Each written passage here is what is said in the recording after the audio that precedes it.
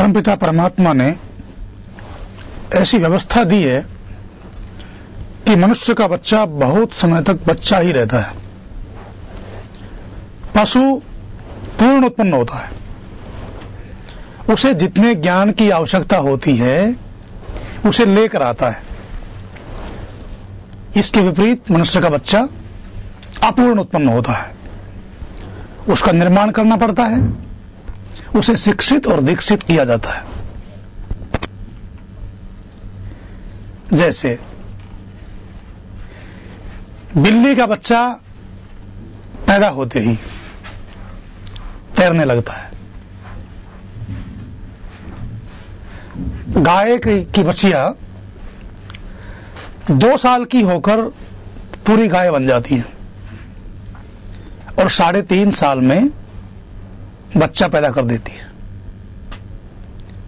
यही नियम भैंस, घोड़ी आदि पशुओं के साथ, चिड़िया, कबूतर, मोर आदि पक्षियों के साथ यही नियम लागू होता है।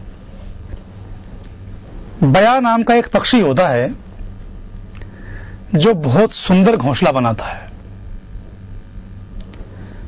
वो घोंसला बनाने के लिए कहीं भी प्रशिक्षण लेने नहीं जाता, मां के पेट से ही वो सीख कर आता है।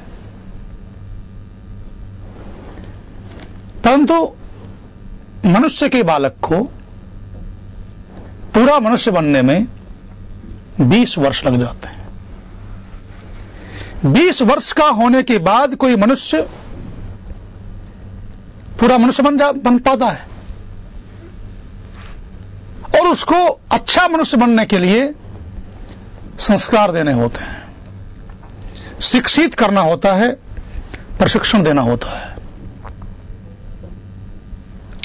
जब मनुष्य अच्छे संस्कारों को धारण करता है तब अच्छा मनुष्य बनता है, और अच्छा मनुष्य ही आगे चल करके सुख और शांति को प्राप्त करता है।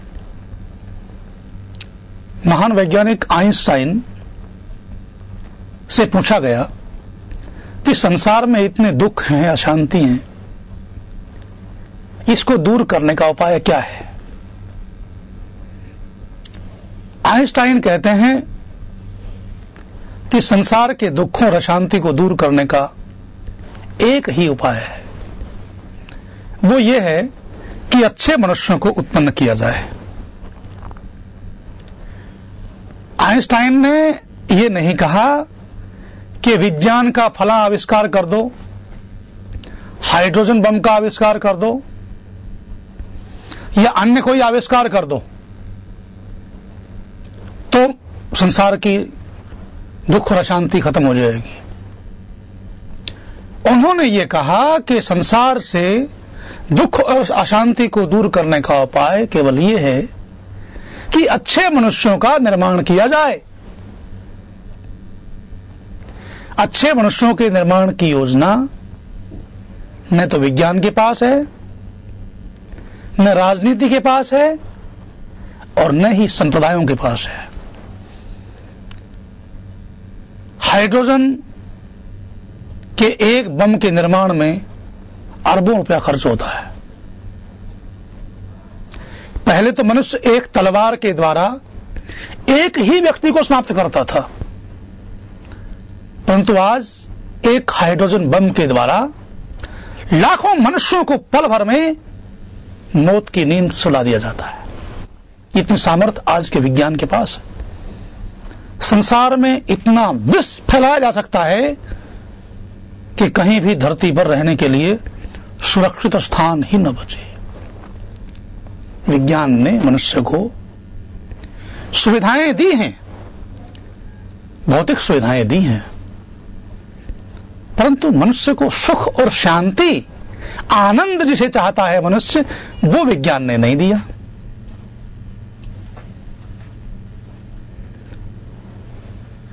मनुष्य को सुख और शांति देने की योजना, मनुष्य को मनुष्य बनाने की योजना वैदिक ऋषियों की है, वेद की है, सनातन धर्म के मनुष्यों की है। मनुष्य के निर्माण की प्रक्रिया बड़ी दीर्घ है, बड़ी जटिल है, मनुष्य के निर्माण की प्रक्रिया को वैदिक ऋषियों ने संस्कारों का नाम दिया है। और संस्कार बाल्यावस्था से ही नहीं, गर्भावस्था से देने शुरू हो जाते हैं। गर्भावस्था से भी पहले बालक के निर्माण की तैयारी शुरू हो जाती है। सनातन धर्म के ऋषियों ने, भारत के प्राचीन मनुष्यों ने गृह सूत्रों का निर्माण किया। गृह सूत्र मनुष्य को संस्कारित करने की प्रक्रिया का निर्धारण करते हैं। गृह सूत्रों में उल्लेख आता है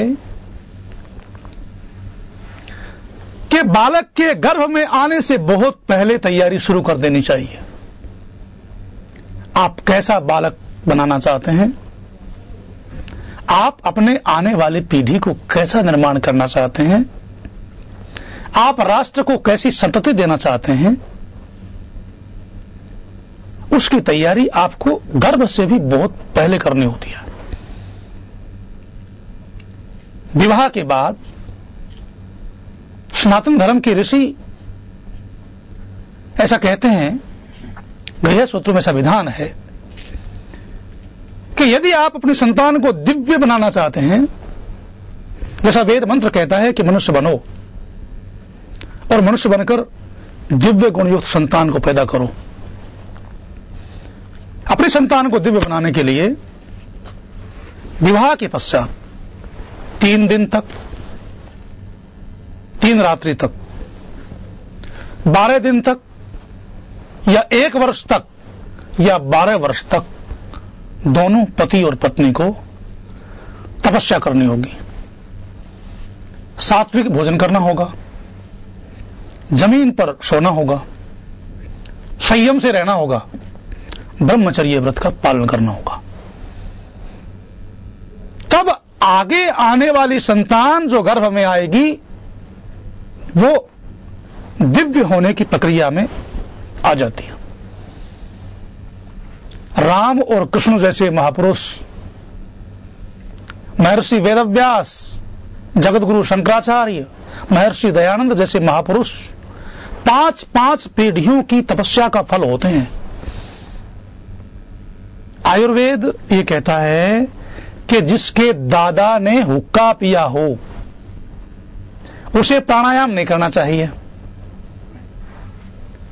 प्राणायाम जिसके दादा ने हुक्का पिया हो उसे नहीं करना चाहिए। और प्राणायाम योग का एक अंग है और योग मनुष्य को पूर्ण मनुष्य बनाने की एक प्रक्रिया है। योग के द्वारा मनुष्य सच्चे अर्थों में मनुष्य बनता है। कितनी पीढ़ियां हो गई? कम से कम 3 पीढ़ियां। उस दादा को भी अच्छे संस्कार मिले होंगे तब वो इन दुर्गुणों से, हुक्के आदि दुर्व्यसनों से बचा रहेगा। तब उसकी आगे आने वाली जो पीढ़ी होगी वो दिव्य बनने की प्रक्रिया में आएगी। सुकरात दार्शनिक थे बहुत बड़े, उनसे पूछा गया कि अच्छे मनुष्य बनाने की तैयारी, अच्छा बालक पैदा करने की तैयारी कितने समय पहले कर देनी चाहिए? सुकरात कहते हैं कि बालक के गर्भ में आने से 100 वर्ष पहले जो विधान वैदिक ऋषियों ने किया था वही बात सुकरात कह रहे हैं। भगवान श्री कृष्ण का उदाहरण हमारे जीवन में है। महाभारत में इसका उल्लेख आता है। भगवान श्री कृष्ण का रुक्मिणी से विवाह हुआ 36 वर्ष की अवस्था में। सनातन धर्म के ऋषियों ने विवाह करने की 3 अवस्थाएं निर्धारित की हैं।